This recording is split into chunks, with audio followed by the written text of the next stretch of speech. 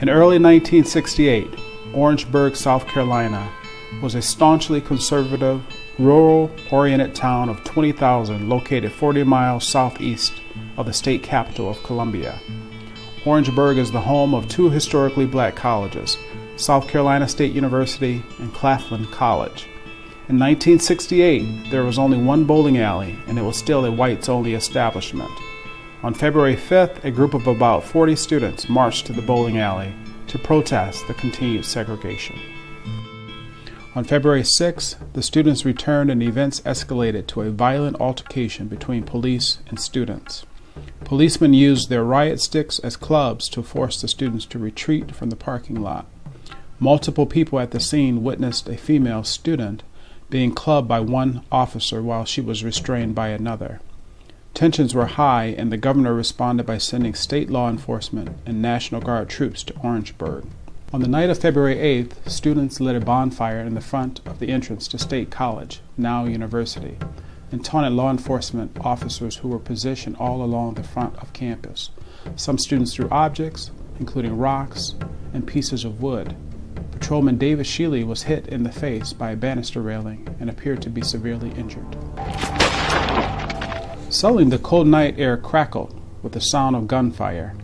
Frantic students dove to the ground, ran toward the interior of campus seeking safety, or sought protection behind the trash cans and other barriers. The shooting lasted about 8 to 10 seconds.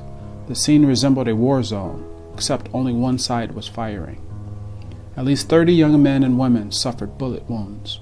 Nearly all of the students were struck from the back or side.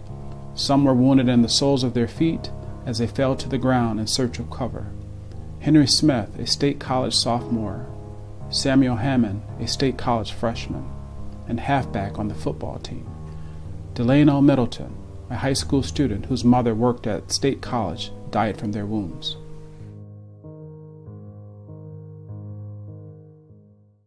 In December 1968, 9 officers were charged in federal court with imposing summary punishment without due process of law. At the time of the offense was a misdemeanor and carried a maximum penalty of a year in prison and a $1,000 fine. Despite overwhelming evidence that the 9 officers fired upon unarmed students, a federal jury took less than 2 hours to acquit the officers. In fact, the only person who received legal punishment in relation to the events in Orangeburg was Cleveland Sellers, a 22-year-old State College student who had previously served as a national program director for the Student Nonviolent Coordinating Committee. Sellers was among the wounded on campus the night of February 8th, but he was not a leader of the demonstrations.